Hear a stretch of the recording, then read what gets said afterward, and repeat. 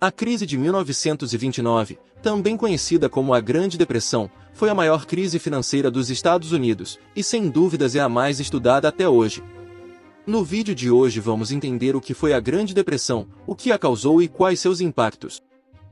Mas antes de começarmos, se você gosta do conteúdo do canal e quer saber mais histórias e curiosidades a respeito do mercado financeiro, considere se inscrever no canal e compartilhar o conteúdo.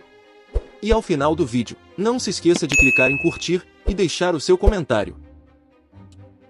Com o final da Primeira Guerra Mundial, os Estados Unidos estavam ganhando muito dinheiro vendendo alimentos e produtos industrializados para a Europa, que havia sido devastada pela guerra. Com a economia norte-americana em alta, os americanos não estavam comprando apenas suas mercadorias, como de costume, mas também as ações das empresas que produziam e vendiam tais mercadorias. A Bolsa de Valores tornou-se um lugar de glamour. Em 1920, o prédio da Bolsa de Valores de Nova York tinha uma aparência impressionante. Mais impressionante do que muitos prédios do próprio governo norte-americano. O antigo prédio havia sido demolido, dando lugar a um novo prédio, maior e imponente. Havia euforia em Wall Street. Entre 1924 e 1929, o índice Dow Jones havia subido cerca de 300%. O problema é que quando há muita euforia, é preciso tomar cuidado. Para comprar as ações, muitos americanos estavam usando um mecanismo de endividamento chamado termo. Comprar a termo consiste basicamente em obter a ação hoje, pagando no futuro o preço de hoje mais uma taxa de juros. Com as ações em carteira aumentando cada vez mais, os investidores conseguiam mais margem para comprar mais ações, se endividando cada vez mais. Porém, em julho de 1929, a produção industrial americana começou a desacelerar, o que gerou um alerta aos credores, que por sua vez começaram a exigir mais garantias. Os investidores começaram a se sentir acuados, pois boa parte das suas garantias eram as próprias ações. Isso gerou uma onda com muitas pessoas querendo vender suas ações para pagar suas dívidas no mercado financeiro. Em 24 de outubro de 1929, quando o sino da Bolsa de Nova York tocou, e o pregão se iniciou, o caos tomou conta do lugar. Muitas pessoas precisando vender suas ações e poucas pessoas dispostas a pagar o preço praticado, gerou uma queda drástica no preço das ações. Este dia ficou conhecido como a Quinta-feira Negra. Muitos investidores entraram em desespero ao ver seu patrimônio virar pó em tão pouco tempo. Mas de repente, eis que surge uma esperança. Richard Whitney, o vice-presidente da Bolsa de Valores de Nova York, aparece acompanhado dos principais banqueiros. Whitney comprou 25 mil ações da US Steel, ao preço de $200, acima do que estava sendo praticado. Houve uma grande comoção, o pânico parou, porém, por pouco tempo. Na semana seguinte, uma queda ainda maior, e assim foi nos próximos 3 anos. Ações que antes de 24 de outubro de 1929 custavam mais de $1.000, em 1932 estavam sendo negociadas por menos do que $50. Essa queda nos preços das ações piorou drasticamente os efeitos da recessão iniciada meses antes, causando deflação e queda na venda dos produtos, que por sua vez ocasionou na extinção de diversos empregos e até mesmo empresas. Os efeitos foram sentidos em todo o mundo, variando de país a país. Sendo que os países que mais foram afetados pela Grande Depressão foram os Estados Unidos, Alemanha, Países Baixos, Austrália, França, Itália, Reino Unido e Canadá. Já nos países pouco desenvolvidos, como era o caso do Brasil e da Argentina, a Grande Depressão acelerou o processo de industrialização.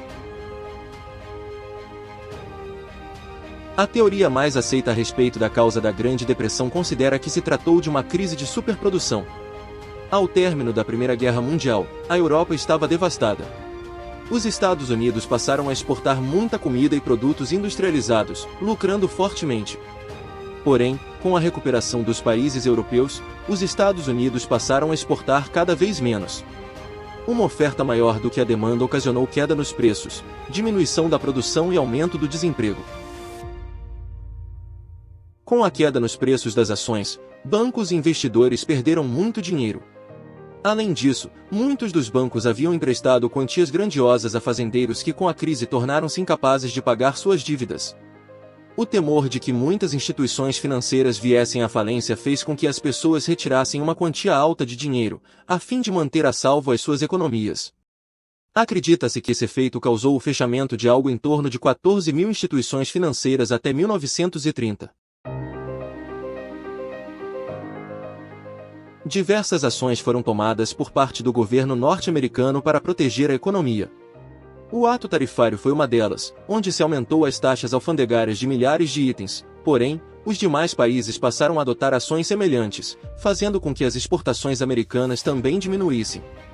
O ápice da crise foi no ano de 1933, quando a taxa de desemprego atingiu 25%.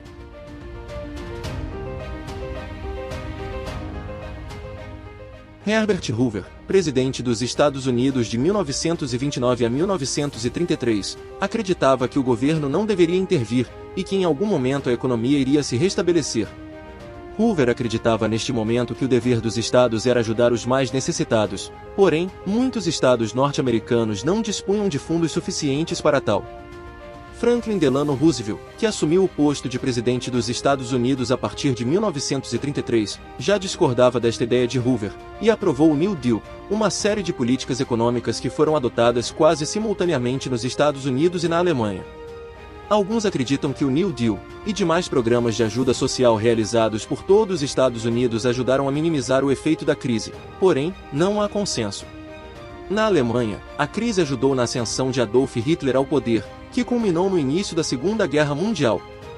O início da guerra acabou minimizando os efeitos da crise.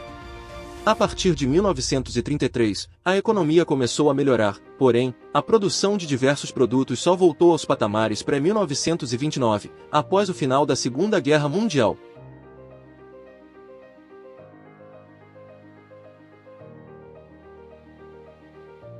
Embora o governo norte-americano tenha adotado uma série de medidas para reduzir o desemprego, em 1940, cerca de 15% da força de trabalho ainda encontrava-se desempregada. A entrada dos Estados Unidos na guerra fez com que esta taxa caísse para 9%. A guerra tomou o cenário e todos os esforços se voltaram para a produção armamentista, diminuindo cada vez mais os efeitos da depressão. Já próximo ao final da guerra, foi assinado o Acordo de Bretton Woods, pelos Estados Unidos e mais 44 países. O intuito do tratado era evitar que futuramente uma nova crise viesse a surgir. Com o fim da guerra, diversos países passaram a fornecer mais assistência social e econômica aos mais necessitados. A crise gerou mudanças na política econômica de vários países. O governo passou a intervir mais na economia, que até antes da crise tinha como líderes nacionais executivos financeiros e grandes magnatas. A crise também gerou uma atitude de repúdio ao protecionismo e medidas para aprimorar o livre comércio. Há linhas de pensamentos que acreditam que o protecionismo retardou de 5 a 10 anos a recuperação mundial. Sem dúvida, uma crise para ficar para a história. Embora tenha parecido um desastre para muitos, a crise vivenciada em 2008 é uma pequena crise quando comparada com a Grande Depressão. Mas isso é história para outro vídeo. Se você gostou deste vídeo e quer ver mais vídeos como este, não se esqueça de curtir, comentar e compartilhar.